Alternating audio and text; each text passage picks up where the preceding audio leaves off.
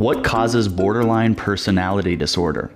Here to answer that question is leading clinical psychologist, Dr. Ramani. Everybody wants to know, with such a complicated clinical condition like borderline personality disorder, how did this happen? That's always the million-dollar question with any mental illness, frankly.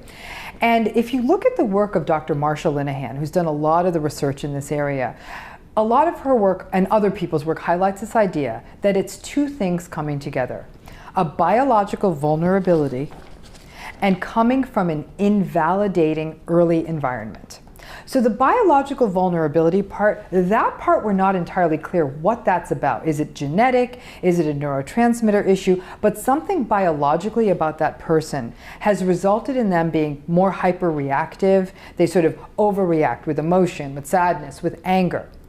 That couples with coming from an early environment, usually a family environment, that's very invalidating, where people are downright hostile, abusive, negating, critical in a chronic way.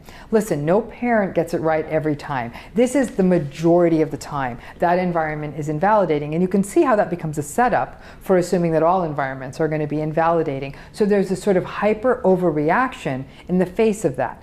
Now, where this work gets interesting is not everybody who comes from an invalidating environment develops borderline personality disorder. That was my next question. And not everyone who has that biological vulnerability develops borderline personality disorder. Obviously, if you have both, the probability goes way up. Now, an example of sort of the most extreme invalidating early environment is sexual abuse, childhood sexual abuse, right? That is an example where the child's trust is betrayed, they're confused, no one's keeping the child safe.